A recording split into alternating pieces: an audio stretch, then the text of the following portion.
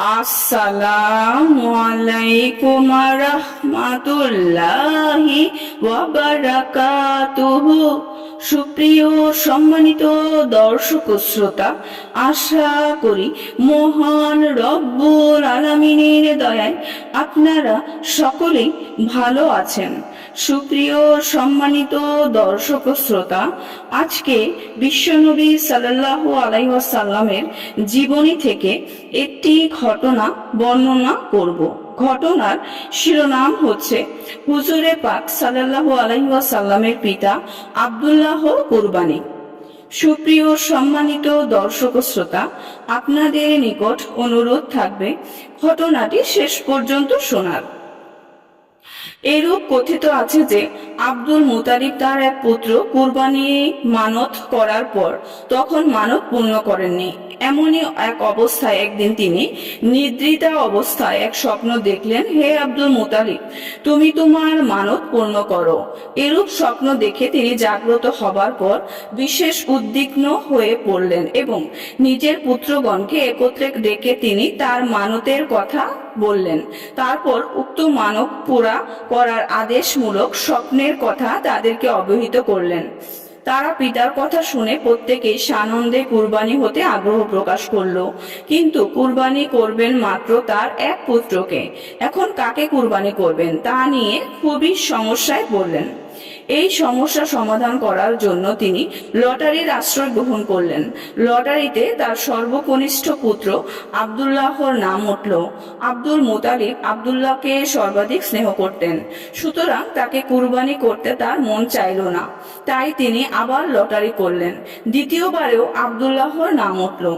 আব্দুল মুতালিব আব্দুল্লাহের স্নেহে অন্ধ ছিলেন বলে তৃতীয়বার লটারি করলেন, কিন্তু আল্লাহর কি মর্জি, তৃতীয়বারেও সে আব্দুল্লাহর নাম লটারিতে উঠল।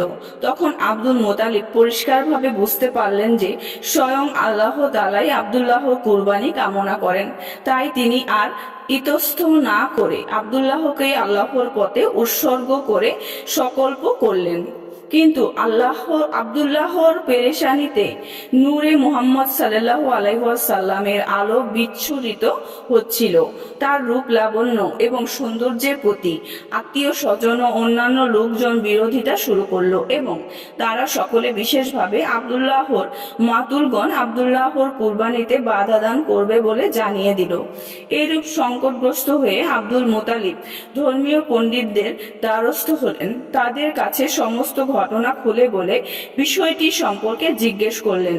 তারা তাকে 100 উট কুরবানি করার পরামর্শ দিয়ে বললেন, এ করলেই আপনার মানত পুরা হয়ে যাবে। তখন আব্দুল মুতালিব তাদের পরামর্শ অনুযায়ী 100 উট মানত করে তারা মানত দিলেন। অন্য বর্ণনায় আছে তারা প্রথমে 10টি উট কুরবানি করতে পরামর্শ দিয়েছিলেন, আর তিনিও তাই করলেন। কিন্তু সে আমলে রীতি ছিল আল্লাহর দরবারে যে কুরবানি গৃহীত হতো, আসমান হতে আগুন এসে সে কুরবানিকৃত জন্তু জ্বালিয়ে দিয়ে যেত, আর যে কুরবানি আল্লাহর দরবারে কবুল হতো না সে জন্তু পড়ে থাকতো। বোঝা গেল আব্দুল মুতালিবের কুরবানি কবুল হলো না। তখন আবার তিনি আরো 10টি উট কুরবানি করলেন। এভাবে সংখ্যা বাড়াতে বাড়াতে যখন কুরবানি উটের সংখ্যা 500-তে পৌঁছালো, তখন আসমান হতে আগুন এসে উটগুলো জ্বালিয়ে দিয়ে গেল। এবার বোঝা গেল যে এতক্ষণে আব্দুল মুতালিবের কুরবানি আল্লাহ তাআলা কবুল করলেন। প্রসঙ্গক্রমে একটা ঘটনা উল্লেখ করতে হয়। একদিন হুজুরে পাক সাল্লাল্লাহু আলাইহি ওয়াসাল্লাম ইরশাদ করেন যে আমি দুজন জবিহুল্লাহর অর্থাৎ আল্লাহর পথে প্রাণ উৎসর্গ ব্যক্তির সন্তান।